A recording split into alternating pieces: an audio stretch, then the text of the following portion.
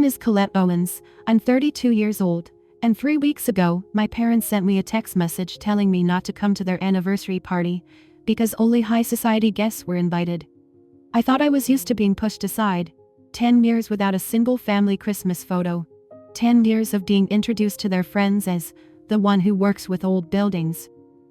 But that text message, it was different. It was final.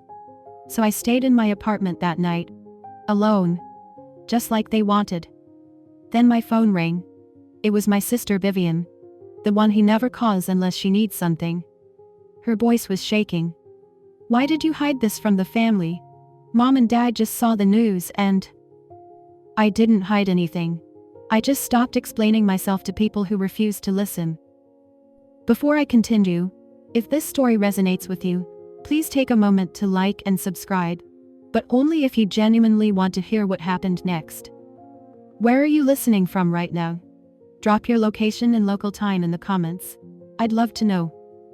Now, let me take you back 3 years, to the day I received a project that would change everything. I grew up in the Owens household just outside Boston, a family that looked perfect in every Christmas card they sent out, upper middle class, country club membership, the kind of people who measured success by which neighbor noticed your new car first. My older sister Vivian was the pretty one, the social one, the daughter who married Bradley Hartley from Goldman Sachs and moved into a 6-bedroom colonial in Wellesley. My parents couldn't stop talking about her. And then there was me. I chose architecture. Specifically, historic preservation, the kind of work that involves crawling through century-old attics and fighting to save buildings that developers want to tear down. My mother once introduced me to her book club as the one who does something with old houses. Construction, I think. My father was more direct. "When you have a real career," he told me one Thanksgiving, "we'll talk about putting you back on the Christmas card." Back on. Like I'd been erased. The last time I appeared in a family photo was 10 years ago, at Vivian's wedding. I found out later that my mother had cropped me out of the version she posted on Facebook. "The composition looked better," she explained when I asked. I still have that original photo somewhere. In it, I'm standing at the edge of the frame, wearing a second-hand dress I'd found at a consignment shop in Cambridge. Vivian is in the center, glowing and bewaying. My parents are beaming at her. No one is looking at me. But here's the thing I didn't know then, the thing that would take me a decade to understand. My silence during those years wasn't weakness. It was fuel. And it was building towards something none of them could have predicted. 3 years ago, I got a phone call that changed the trajectory of my career. The Whitmore Estate, a 150-year-old landmark mansion in the heart of Massachusetts, had been scheduled for demolition. Developers wanted the land. The Historical Society had given up. Everyone assumed it was over, but the National Trust for Historic Preservation wasn't ready to let it go. They needed an architect who could present a restoration plan compelling enough to justify the $12 million budget. Someone who understood that old buildings weren't just structures. They were stories. They called me. I spent 3 weeks preparing my proposal. I researched every original blueprint, every renovation record, every newspaper article from 1874 onward. When I presented to the board, I didn't just show them what Whitmore Estate could become. I showed them what it had always been, and why that mattered. Margaret Caldwell, the executive director of the National Trust, signed the approval letter herself. I still have that email saved in a folder labeled Evidence, not because I thought I'd need proof someday, but because I wanted to remember the moment someone in power believed in me. For 18 months, I lived and breathed that restoration. I hand-selected every replacement timber. I tracked down artisans who still knew how to restore Victorian plasterwork. I spent 3 months on the front doors alone, 2 massive panels of quarter-sawn oak that had been rotting for decades. My parents never knew. I worked under my firm's name, not my own. I don't like attention. And honestly, I'd stopped trying to impress people who never planned to be impressed. But I didn't know then that my parents, of all the venues in Massachusetts, would choose Whitmore Estate for their 35th anniversary party, the building I'd saved, the doors I'd restored, the legacy I'd protected. Funny how life arranges its ironies. Let me tell you about last Christmas.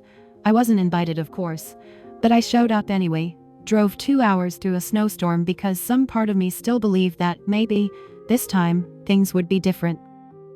My mother opened the door in a cream cashmere sweater, Hermes scarf draped just so around her neck. Her smile flickered for exactly 1 second when she saw me. "Oh, Colette, we weren't expecting you."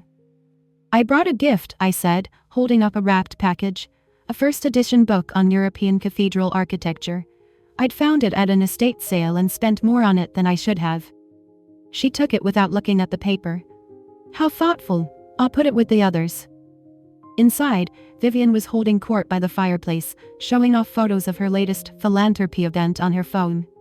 My father was deep in conversation with a man I recognized from the news. Judge Harrison, a federal appointee, and apparently a new addition to their social circle. When my father saw me, he didn't say hello. He just nodded once, then turned back to his conversation. "As I was saying, Judge, our daughter Vivian has been doing wonderful work with the Children's Hospital Foundation."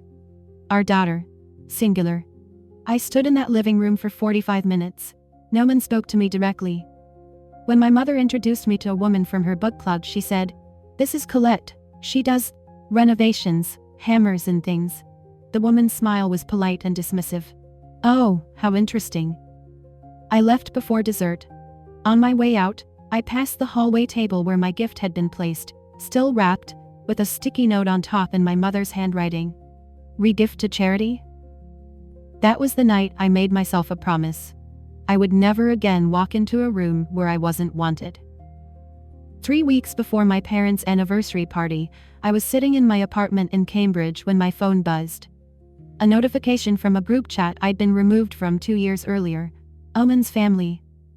They'd added me back, just to send one message. "Colette, don't come to the anniversary party. Only high society guests will be there. We don't want to explain your situation. Mom and Dad." I read it 3 times. Not because I didn't understand, but because I wanted to make sure I wasn't imagining it. Your situation. Like I was a problem to be managed. An inconvenience to be hidden. I didn't reply. Some messages don't deserve the energy of a response, but here's what my parents didn't know. That same afternoon, a different envelope arrived in my mailbox. Heavy cream stock, the American Institute of Architects seal embossed in gold. I opened it with shaking hands. "Dear Ms. Owens, on behalf of the AIA Gold Medal Selection Committee, we are pleased to inform you that you have been nominated for the 2024 Gold Medal in the Emerging Voice category. Your restoration work on Whitmore Estate has been cited as a defining example of preservation excellence." The Gold Medal. Architecture's highest honor. The same award given to Frank Lloyd Wright, I.M.P., Frank Gehry. And at the bottom of the letter, one signature. Margaret Caldwell, Executive Director, National Trust for Historic Preservation. The same Margaret Caldwell that my parents, I would later learn, had personally invited to their anniversary party. The woman they wanted to impress for her charity board connections. My mentor. I set the letter down next to my phone. The text message from my mother glowed on the screen beside it. 2 letters. One telling me I wasn't worthy, one telling me I was exceptional. Both arrived on the same day. 1 week before the party, Vivian called. This was unusual. My sister doesn't call unless she wants something, information, validation, or someone to blame. I answered anyway, because old habits die hard. "Colette, how are you?" Her voice was honey sweet, the tone she uses when she's performing. "I'm fine, Vivian. What do you need?" A small pause. "I just wanted you to know. I tried to convince Mom and Dad to invite you. I really did. But you know how Mom is about appearances." I said nothing. Waited. "Honestly," she continued, "it's probably for the best. You'd be uncomfortable around those people anyway. The Harrisons will be there, and the Pierces and some executives from Dad's old firm. It's not really your scene, you know?" "My scene. You know what I mean. All that small talk about vacations and investments. You'd be bored." She laughed lightly. "I'm doing you a favor, really." I almost believed her. That's the thing about Vivian. She's been gaslighting so long, she's convinced herself it's kindness. "So," she continued, and here was the real reason for the call. "What have you been up to lately? Anything exciting?" She was fishing, looking for information to share at the party, probably to prove she still kept in touch with her troubled sister. Nothing much, I said. Just work. Still doing the old building thing? Still doing the old building thing? Well, I could hear her disappointment. No gossip to harvest. Take care of yourself, okay?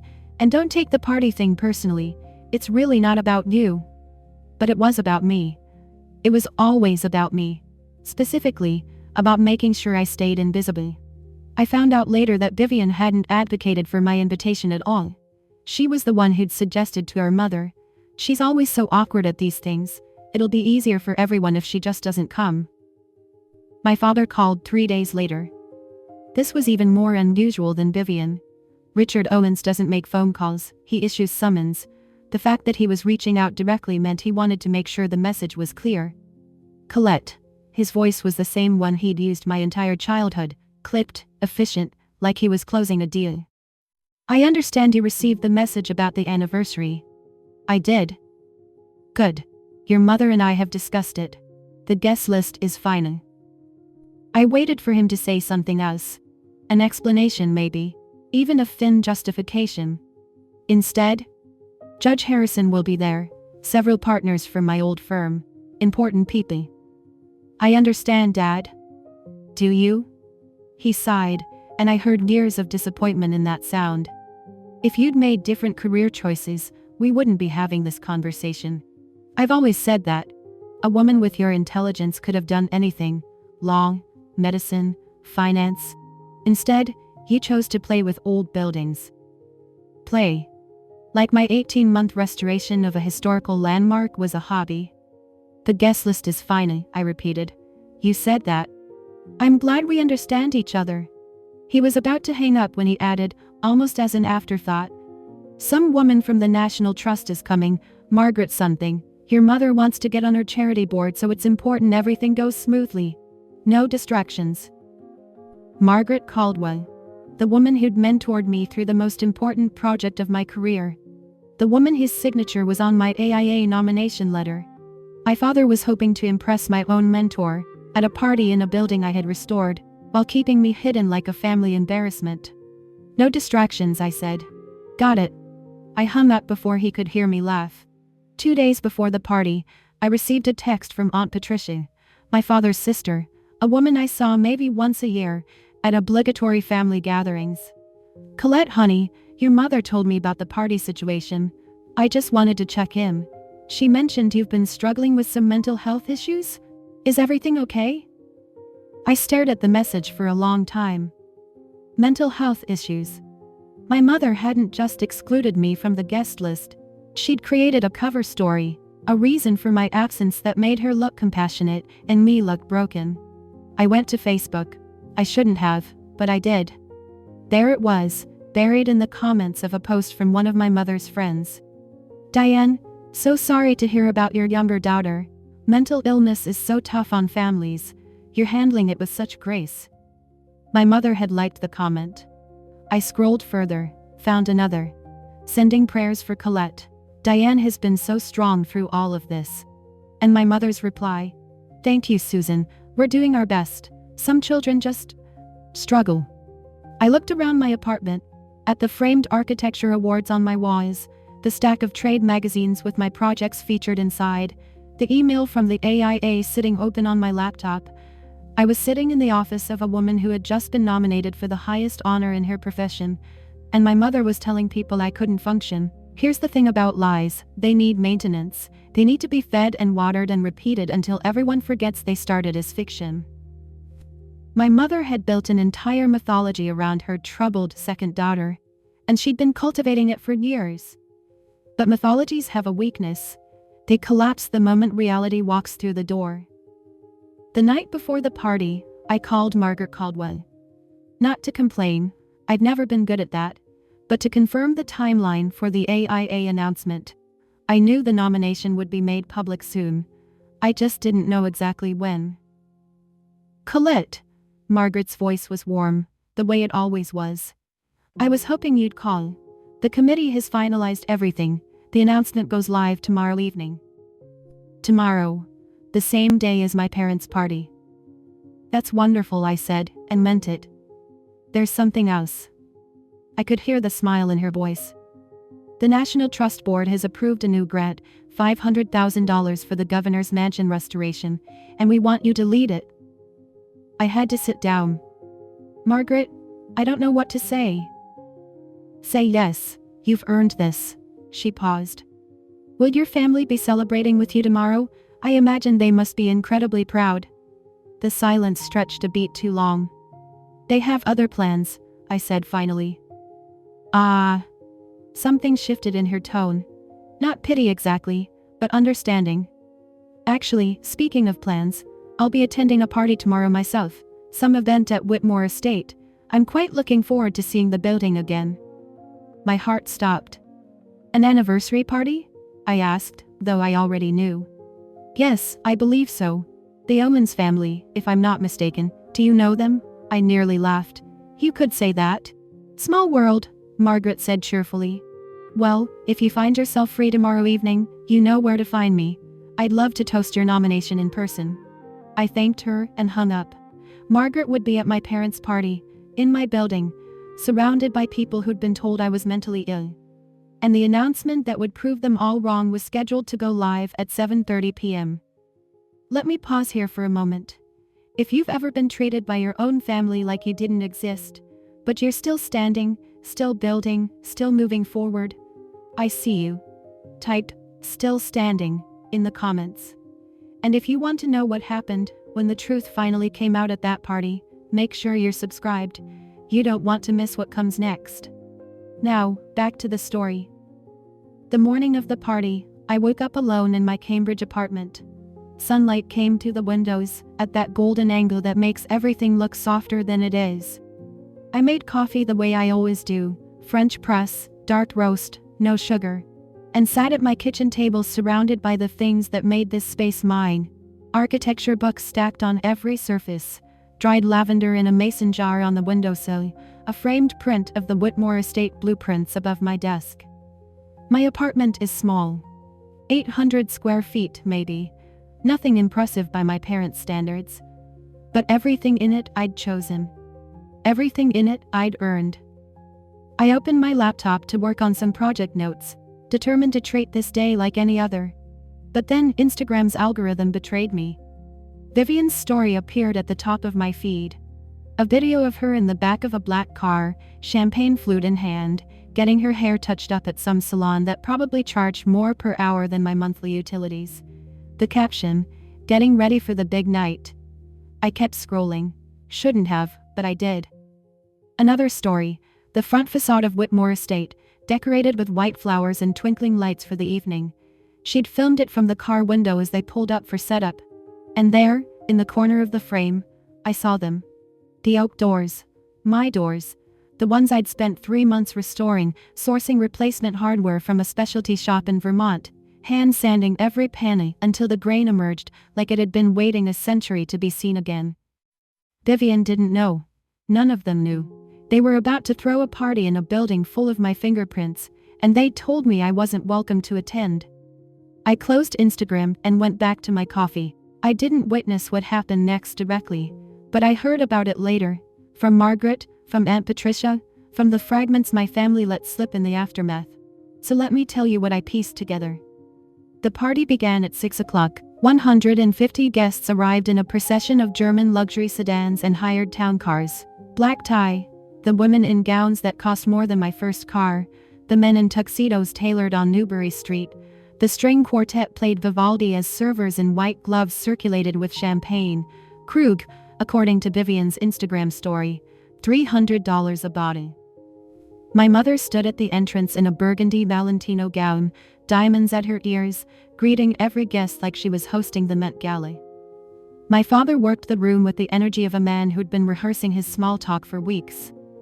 The venue is spectacular, Diane, one guest reportedly said as she walked through the restored grand foyer. Who did the renovation? My mother waved a hand.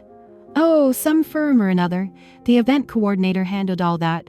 But isn't it perfect? I just knew this was the place when I saw it. Perfect. A building she never bothered to research. A restoration she didn't know was mine. Vivian floated through the crowd in Oscar de la Renta, her husband Bradley trailing behind her like a well-dressed accessory. She posed for photos beside the marble fireplace, beneath the restored chandelier, against the hand-painted wallpaper I'd fought to preserve when everyone else wanted to tear it out.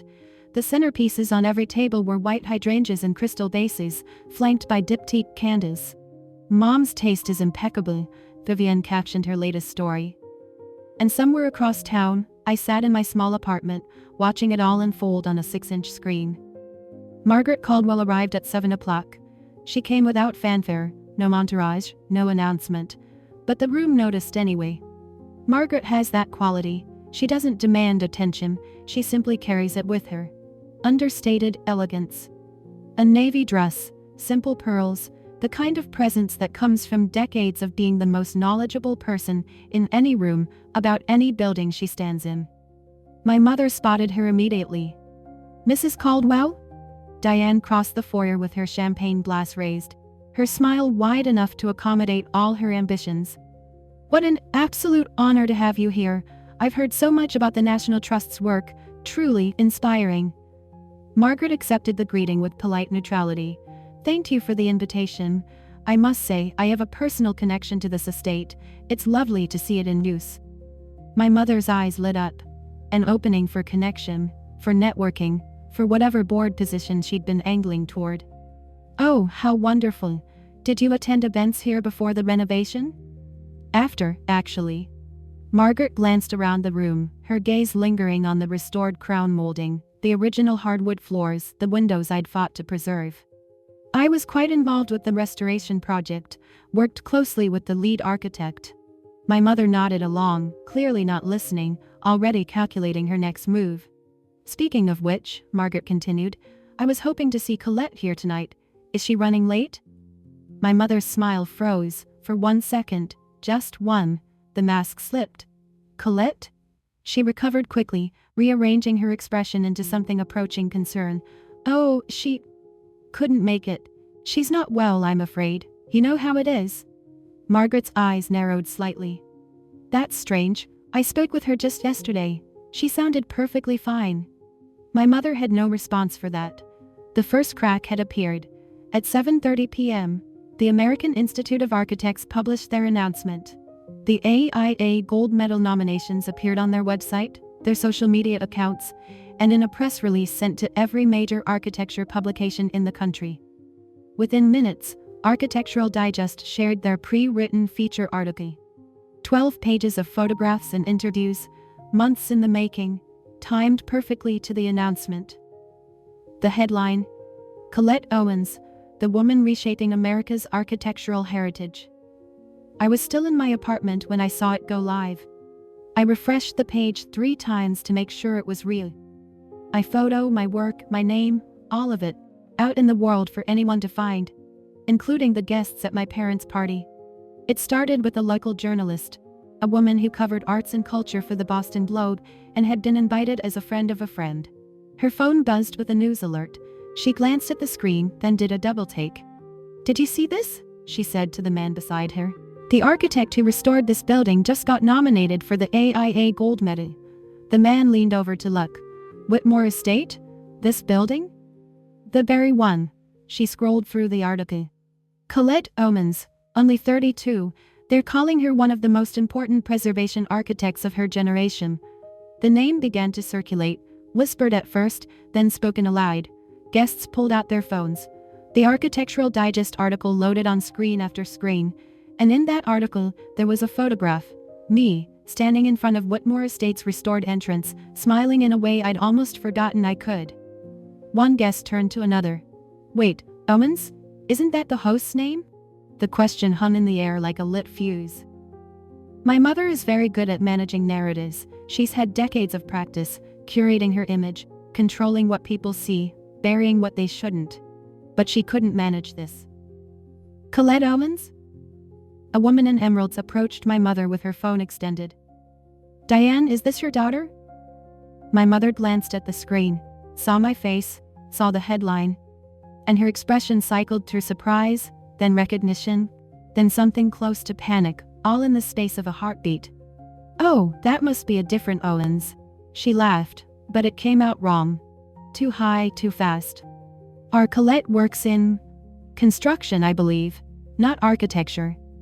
But the article mentions she's from the Boston area, and she has the same last name. Common name.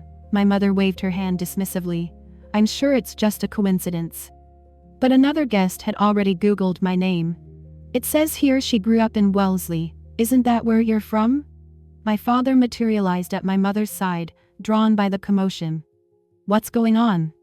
They're saying the architect who restored this building is someone named Colette Owens. My father's face went carefully blank. His boardroom expression, the one he used when deals went sideways. I'm sure there's been some mistake. But there was no mistake. The Architectural Digest feature was thorough. It mentioned my education, my early projects, and, most damning of all, included a quote from me about my childhood. I learned early that my work would speak louder than words. In my family, I never felt like my voice was heard. So I let the building speak instead. Someone read that quote aloud, the room went quiet. And my mother, for perhaps the first time in her life, had absolutely nothing to say. My phone rang at 7:52 p.m. I was still sitting at my kitchen table, still in my apartment, still alone. The AIA announcement had been live for 22 minutes. I knew what was coming before I even looked at the screen. Vivian, I answered. Why did you hide this from the family? Her voice was shaking, not with concern but with fury barely contained. Mom and Dad just saw the news and they're completely blindsided. Do you have any idea how embarrassing this is? Hello to you too, Vivian. Don't you dare be sarcastic with me right now. Everyone at this party is asking about you. Everyone. Judge Harrison's wife just cornered Mom asking why you aren't here. Mrs. Caldwell, that National Trust woman, keeps bringing you up. This is supposed to be Mom and Dad's night, and you made it about yourself. I let her words wash over me. In the background, I could hear the party. Music, clinking glasses, and my mother's voice rising with forced brightness. Yes, of course we knew. We just wanted to keep it private. I didn't make anything about myself, I said quietly. I just existed. I worked. I succeeded. And nobody asked. You did this on purpose. Vivian's composure cracked completely. You waited until tonight to... The AIA decides when announcements go out, not me. He should have told us. He should have warned us. I almost laughed. Warned you about what? That I'm good at my job? You've had 10 years to ask me a single genuine question about my career. You never did. Silence. Then, muffled, I heard my mother in the background. We had no idea. She never tells us anything. I have to go, Vivian said, and hung up. I set down my phone and let the silence settle around me. For the first time, I didn't feel guilty for existing. Back at the party, everything was unraveling. The guests had stopped admiring the decor and started watching my family. It was subtle at first. Glances exchanged, eyebrows raised. But by 8 o'clock, the shift was unmistakable. My parents' anniversary celebration had become something else entirely. Judge Harrison, a man my father had been cultivating for months, walked directly up to him with champagne still in hand. Richard, your daughter designed this building, and you didn't mention it? My father's jaw tightened. It's complicated, Your Honor. Family matters. Complicated. The judge's tone suggested he didn't find that explanation satisfying. He told me earlier that you were proud of your family. Seems he left out a rather significant accomplishment. Across the room, Vivian stood by the bar, attempting to maintain her composure while scrolling furiously through her phone. Bradley hovered nearby, his expression unreadable. I would learn later that he'd pulled up the Architectural Digest article himself and read every word. My mother, meanwhile, was attempting to do what she'd always done. Control the story. Of course we're proud of Colette, she said to a cluster of curious guests. Her smile stretched thin. We've always supported her. We just didn't want to overshadow the party with her news, you understand? But Aunt Patricia was there. Aunt Patricia, who had texted me about my mental health issues just 2 days earlier. Diane, she said slowly, You told me Colette was struggling, that she couldn't function, that's why she wasn't invited tonight." The guest turned to look at my mother. "That's not exactly," my mother started, "and that article says she led a $12 million restoration project. The building we're standing in right now." My mother's champagne glass trembled slightly. The baccarat crystal caught the light from the chandelier, the same chandelier I had fought to restore instead of replace. No script could save her now. Margaret Caldwell had been watching from across the room. She didn't raise her voice. She didn't have to. Margaret simply stepped toward the center of the grand foyer, set her glass on a passing server's tray, and waited. Conversations quieted. Eyes turned. When you've spent 40 years commanding boardrooms and preservation committees, you learn how to hold a room without demanding anything. "I hope you'll all indulge me for a moment," she said, her voice carrying with effortless clarity. "I'd like to say a few words about this estate, and about the remarkable woman who saved it." My mother's face went pale. 3 years ago, Margaret continued, Whitmore Estate was scheduled for demolition. Developers had won. The Historical Society had given up. I attended the final board meeting expecting to vote for closure. She paused, letting the weight of that moment settle. Then a young architect walked in with a proposal. Not just a plan, a vision. She had researched every original blueprint, traced every piece of hardware to its source, and created a restoration strategy so meticulous that our board had no choice but to fund it. That architect was Colette Owens. Murmurs rippled through the crowd. My parents stood frozen. For 18 months Colette worked on this building like it was her own. Every door you walk through tonight, she restored them by hand. The chandeliers, the molding, the windows, all of it brought back from ruin because one woman refused to let history disappear. Margaret reached into her clutch and withdrew an envelope. Creamstock, the AIA seal visible through the paper.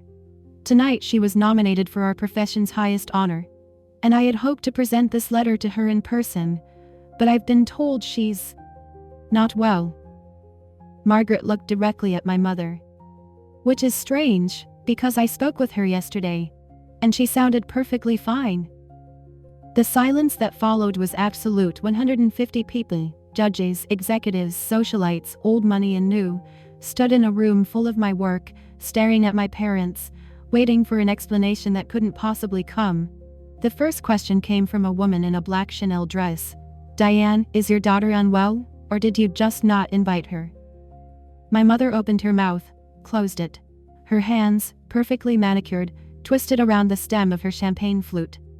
"It's complicated," she finally managed. "There are family dynamics that..." "Family dynamics?" The woman's tone was flat. "He told Patricia that Colette has mental health problems. He told your book club she couldn't function, but she just got nominated for the highest award in architecture." More voices joined in, not shouting, this crowd was too well bred for that, but pointed. Precise. "Diane mentioned her daughter works in construction. Is that what we're calling restoration architecture now?" I saw the interview quote. My voice was never heard in my family. That's quite something. And then Aunt Patricia, standing near the back, spoke up. "Diane, you specifically told me Colette had a breakdown. You said that was why she couldn't come tonight. I believed you. I sent her a sympathy message." My mother's mask finally cracked. "I didn't say, I never meant. She never tells us anything. How were we supposed to know?" "Know what?" Judge Harrison stepped forward, his voice cool. "That your daughter is apparently one of the most talented architects in the country? That she restored the very building you chose to host this party in?" He shook his head slowly. "Richard, you told me you were proud of your family. It seems what you meant was, you're proud of some of your family." My father had no response. The mythology my mother had built for a decade collapsed in 90 seconds. And then someone turned to Vivian. It was a young woman about her age, someone from the country club, I would later learn, part of her social circle. The kind of friend who knows all your secrets because you told her yourself. "Wait," the woman said slowly, realization dawning. "Vivian, you told me your sister was finding herself. You said she never really launched, that she was basically, how did you put it, the family embarrassment." Vivian's perfectly composed face went rigid. "That's not..." I didn't mean it like, you said she had mental problems, that your parents didn't talk about her because it was too painful. Another voice joined in. He told me she works at some handyman company, that she dropped out of college. I said she left her graduate program early. Vivian's voice rose defensively. That's technically true, she finished ahead of schedule, but... So she finished early, and then restored a $12 million landmark, and got nominated for the highest honor in architecture. The first woman crossed her arms. That's what you call not launching? I could imagine Vivian standing there, her Oscar de la Renta gown, her perfect hair, her entire identity built on being the successful daughter, watching it all crumble. And then Bradley spoke. Her husband, the Goldman Sachs banker, the one she'd married to complete the picture of success. Vivian. His voice was quiet, but in the sudden hush everyone heard. He told me your sister was troubled, that she was the family shame, that's why we never see her at holidays. He looked at his wife with something I recognized, the expression of a man realizing he'd been given a carefully edited version of his own family. What else have you not been telling me? Vivian's excuses died on her lips. Some lies can survive anything except the light. If you're thinking, how could things change this fast? I want to tell you something. They didn't. This moment was 10 years in the making. 10 years of silence. 10 years of letting my work pile up in the corner while everyone looked the other way. The truth doesn't need drama to come out. It just needs time. Tell me in the comments. Have you ever had a moment when everyone finally saw what you'd been building all along? Let's continue. After Vivian hung up on me, I sat in my apartment for a long time. The evening light had shifted to that blue-gray that comes before full dark. My phone had buzzed several more times, texts from colleagues who'd seen the announcement, a voicemail from a reporter at the Globe, but I'd ignored them all. I wasn't ready to celebrate, not yet. I walked to the window.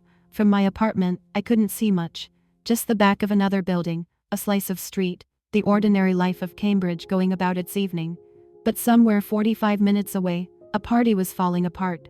I thought about what Margaret had said on the phone the night before. If you find yourself free tomorrow evening, you know where to find me. I thought about the oak doors I'd spent 3 months restoring, the chandeliers, the hand-painted wallpaper. Every corner of that building held a piece of my attention, my care, my love. My parents had told me I wasn't welcome there. But that building was mine in every way that mattered. I stood up, walked to my closet, found the dress I'd been saving for some future occasion I could never quite name, a midnight blue wrap dress, simple but elegant. The kind of thing you wear when you want to feel like yourself, only more so. I put on the Cartier tank watch I'd bought myself after my first major project. It had cost more than I could afford at the time.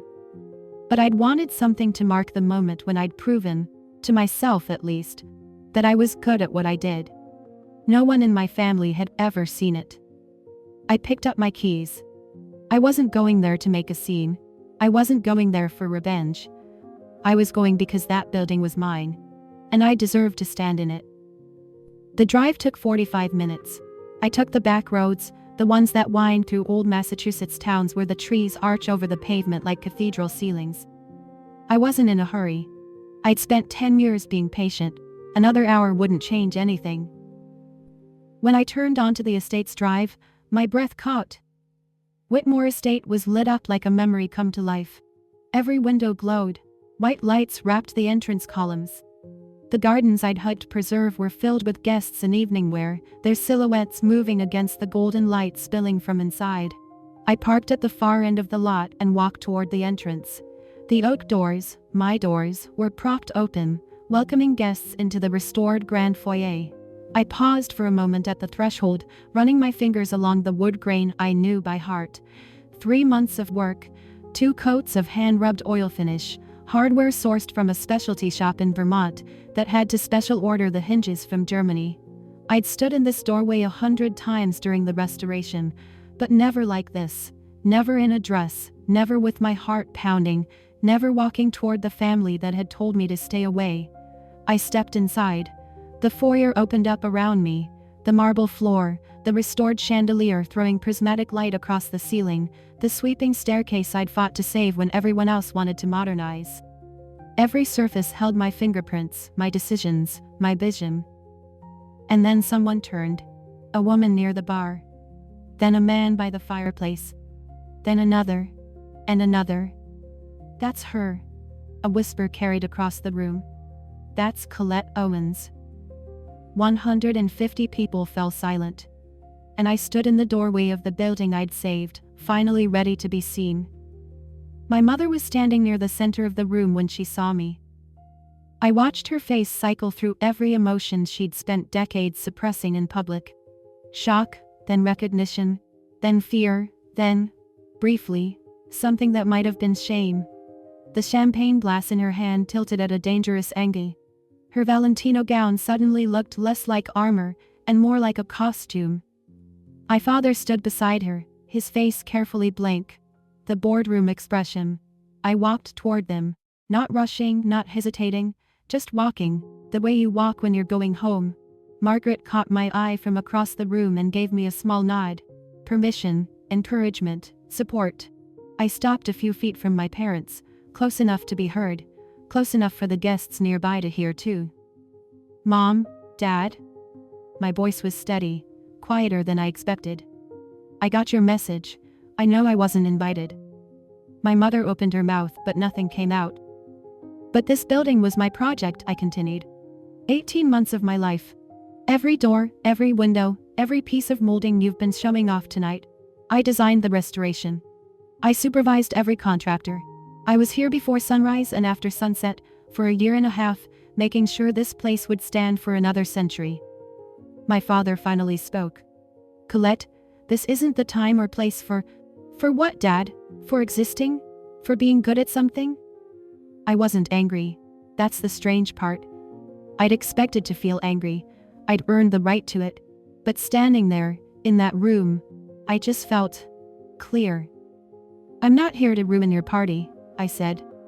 I'm here because this place matters to me. Even if I don't seem to matter to you. The silence that followed was the loudest thing I'd ever heard. My mother recovered first. She always does. Colette, sweetie. The endearment sounded foreign in her mouth, sticky, unpracticed. Of course we wanted you here. We just thought you'd be more comfortable at home. You know how overwhelming these events can be. Overwhelming. I repeated the word slowly, letting its hollowness echo. You told Aunt Patricia I had mental health issues. You told your book club I couldn't function. You told people I work in construction. A few gasps from the surrounding guests. Someone's phone was definitely recording. I could see the subtle angle of a screen, but I didn't care. My father stepped forward, his voice dropping to that low register he uses when he's trying to establish control. This isn't the time or place for family drama, Colette. You're embarrassing yourself. No, Dad. I held his gaze. I'm embarrassing you. There's a difference. Vivian appeared at my mother's side, her face flushed with anger and champagne. You always have to make everything about yourself, don't you? This is Mom and Dad's anniversary, their night, and you just had to show up and… I didn't make the AIA announce tonight, I said calmly. I didn't make Architectural Digest publish tonight. I didn't even know about this party until 3 weeks ago, when you all told me not to come. Judge Harrison's voice cut through from somewhere to my left. Actually, I think the drama started when you invited guests to a building your own daughter restored, and then told everyone she was too mentally unwell to attend. My mother's face crumpled for just a second, just long enough for everyone to see. We didn't, I never said, she was stammering now, the polished socialite gone, replaced by someone who had finally run out of narratives. But I was done listening to her explanations. Margaret Caldwell stepped forward. She moved through the crowd with the quiet authority of someone who has spent her entire career protecting things that matter. When she reached my side, she placed a hand briefly on my shoulder, a gesture so simple it almost broke me. Since Colette is here, Margaret announced, her voice carrying to every corner of the room, I'd like to share something I had planned to announce regardless of tonight's developments. The room went still. The National Trust for Historic Preservation has approved a new grant in the amount of $500,000 for the restoration of the governor's mansion in Boston. It's one of the most significant preservation projects we've undertaken in a decade. She paused, letting the number sink in, and we have selected Colette Owens to lead the project. For a moment, no one moved. Then applause began, scattered at first, then building, rolling through the room like a wave. Real applause. From people who had no stake in my family's dysfunction, who simply recognized excellence when they heard about it. Margaret reached into her clutch and withdrew the envelope. The official grant letter, the National Trust seal embossed in gold. "This is yours," she said, pressing it into my hands. "You've earned this, not because of who your family is, but in spite of how they've treated you." I looked down at the envelope, felt its weight, understood what it meant. Not just the money, not just the project, but the validation. The proof, documented and official, that I was who I'd always believed myself to be. Behind me, I could feel my parents' eyes, my mother's silence, my father's rigid posture, Vivian's barely contained fury. But for the first time in my life, their opinions didn't matter. The room was applauding, and they were applauding for me. What happened next was almost too perfect. While I stood holding the grant letter, still processing what had just occurred, the guests began to approach. Not my parents, not Vivian, but me. Business cards appeared, congratulations were offered. Real, genuine interest from people who had spent the evening thinking they were at a simple anniversary party, and now found themselves witnessing something far more interesting. My mother stood alone by the fireplace. The women from her book club, the same ones who had sent her sympathy messages about her troubled daughter, were now carefully avoiding eye contact. I watched one of them whisper to another, both glancing at my mother with expressions that had shifted from deference to something closer to pity. Or maybe judgment. My father attempted to salvage what he could. I saw him approach Judge Harrison, hand extended for a shake that didn't come. "Richard," the judge said coolly, "I think you and I need to reconsider that golf invitation we discussed. I prefer to spend my leisure time with people who have their priorities in order." He walked away without waiting for a response. Vivian was standing near the bar, phone in hand, probably composing damage control Instagram stories that would never quite repair her reputation. But it was Bradley's face that caught my attention. Her husband, watching her with the expression of someone rearranging everything he thought he knew. Later, I would learn that Bradley had started asking questions. About what else Vivian had told him, about what other stories she'd constructed. Their foundation, so carefully built on image and assumption, had developed a crack that couldn't be plastered over. And Aunt Patricia found me in the crowd. "Colette." Her voice was small. "I'm so sorry. I didn't know. Your mother told me things that weren't true. I should have asked you directly." I nodded. What else was there to say? Before I left, I asked my parents for a moment. Not privately, there was no point in privacy anymore. But off to the side of the foyer, near the restored bay window that I'd spent 2 weeks repairing. A few guests lingered within earshot. I didn't care. My mother's face was blotchy beneath her makeup. My father's jaw was clenched so tight I could see the muscle jumping. Vivian had drifted away, whether from shame or self-preservation I couldn't tell. "I'm not asking you to apologize tonight," I said. My voice was calm, calmer than I felt. "I'm not even asking you to understand what you did wrong." My mother started to speak, but I held up a hand. "I spent 10 years trying to explain myself to you. 10 years hoping that if I just worked hard enough, achieved enough, you would finally see me. But you never did. You never wanted to." My father exhaled sharply. "Colette, this is hardly the time." "You're right," I said. "It's not. The time was 10 years ago, when you cropped me out of the family photos. The time was every Christmas I wasn't invited to. The time was 3 weeks ago when you texted me that I'd embarrass you in front of your important guests." I looked at them both, really looked, the way you look at something you're ready to release. "I'm done explaining myself. From now on, you can reach out when you're ready to see me for who I actually am, not before." My mother's eyes were wet. "Colette." "Not tonight, Mom." I stepped back. "I've said what I needed to say." I turned and walked through the oak doors I'd restored. And for the first time in my life, leaving my family didn't feel like running away. It felt like walking towards something. I learned about Vivian's situation in pieces over the weeks that followed. Aunt Patricia became my unexpected source of information. Apparently, being lied to about your niece's mental stability creates a certain solidarity. She called me a week after the party, her voice careful. "I thought you should know," she said. Vivian and Bradley. They're doing a trial separation. I was standing in my kitchen, coffee growing cold in my hands. Because of what happened at the party? That was the catalyst, but apparently Bradley started asking questions afterward. About other things Vivian had told him, about her charity work, about her finances, about, well, a lot. I thought about my sister's Instagram, the carefully curated photos, the filtered life, the image she'd constructed so meticulously, a house of cards. He realized she'd been editing the truth for years, Aunt Patricia continued. Not just about you, about everything. I didn't feel satisfied hearing this. I didn't feel vindicated. I just felt tired.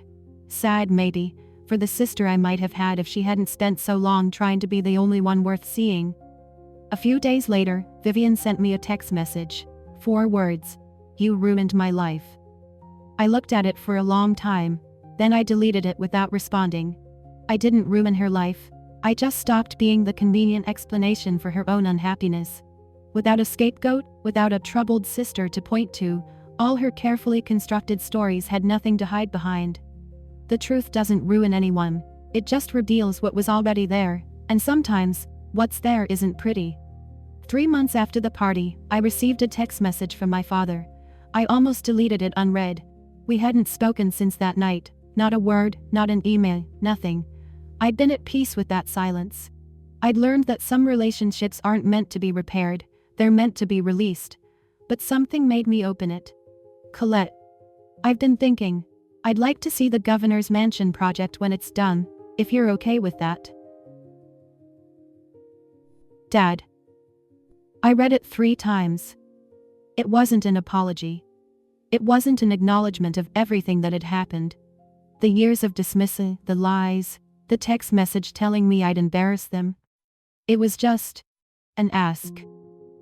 A small door cracked open. I didn't respond right away. I let it sit for a week, turning it over in my mind like a stone I'd found on a beach. Then I wrote back. Okay. When it's done, I'll let you know. It wasn't forgiveness. Not yet. Maybe not ever. I haven't decided, but it was a possibility, a chance for something different if he was willing to do the work. My mother hasn't contacted me at all. According to Aunt Patricia, she's still in denial, still telling people that the party incident was a misunderstanding, still insisting she's done nothing wrong. Some people can't admit their mistakes without their entire identity collapsing. I don't know if she'll ever be ready. I'm not waiting to find out. What I've learned is this. Forgiveness isn't about them deserving it. It's about me not carrying the weight anymore. But forgiveness doesn't mean forgetting, and it definitely doesn't mean going back to the way things were. Some doors can be opened again, others stay closed for a reason. I'm standing outside the governor's mansion now. It's a gray morning, late winter, the kind of cold that makes your breath visible and your fingers stiff. The building rises in front of me. 3 stories of federal architecture, brick and limestone, windows that have watched over Boston for 200 years. It needs work. A lot of work. The foundation has cracks, the roof needs replacing, there's water damage in the east wing that will take months to address. I can't wait to get started. I think about the girl I was 10 years ago, the one standing at the edge of her sister's wedding photo, wearing a second-hand dress, wondering why she never quite fit. That girl spent so long waiting for permission, waiting for her family to see her, waiting for someone to confirm that she was worth something. I don't wait anymore. The Cartier tank watch on my wrist catches the morning light. I bought it myself, with money I earned, for work I did well. No one in my family gave it to me. No one in my family even knows its value. But I do. A reporter from the Globe called yesterday, wanting to do a follow-up interview. Ms. Owens, she asked, what advice would you give to young architects just starting out? I thought about it for a long time. Build something that lasts, I finally said. And don't wait for permission from people who never plan to give it. She wrote it down. I wonder if she understood what I really meant. I spent 10 years proving myself to people who didn't want proof. They wanted me to stay small, stay invisible, stay in the box they'd built for me. But buildings aren't the only things that can be restored. Sometimes, the most important renovation is the one you do on yourself. So that's my story. No magic wills, no secret inheritances, no dramatic courtroom reveals, just 10 years of work, a few official documents, and the slow, patient accumulation of truth. My parents texted me 3 weeks before their party and told me not to come. They said only high society guests were invited. They said I'd embarrass them. And then the news anchor said my name on the same night they were trying to erase it. I don't know if that's karma or coincidence. I don't know if the universe arranges these things, or if we just notice the patterns that fit the stories we need to tell. What I do know is this: I stopped waiting for my family to see me. And somehow, that's when everyone else did. If you're listening to this and you're in the middle of your own 10 years, if you're working in silence, building in the dark, waiting for someone to notice what you've done, I want you to hear this. Keep going. The people who dismiss you might never change. Your family might never understand. The recognition you deserve might come late or not at all, or in ways you never expected. But your worth isn't determined by whether they see it. Your worth is determined by you. Build something that matters. Let your work speak. And when the time comes, when the doors finally open, walk through them with your head held high. You don't need anyone's invitation to stand in the rooms you've built. Thank you for staying with me until the end of this story. If it resonated with you, drop a comment. I read every one. And if you want to hear more stories like this, there's another one waiting for you in the description. Until next time. Colette. Thank you for being here with me until the very end. If this story touched something in you, let me know in the comments. I genuinely read every single one. Don't forget to like this video, subscribe to the channel, and hit the notification bell if you want more stories like this. There's another story waiting for you right now. Check the description for the link. I'll see you in the next one.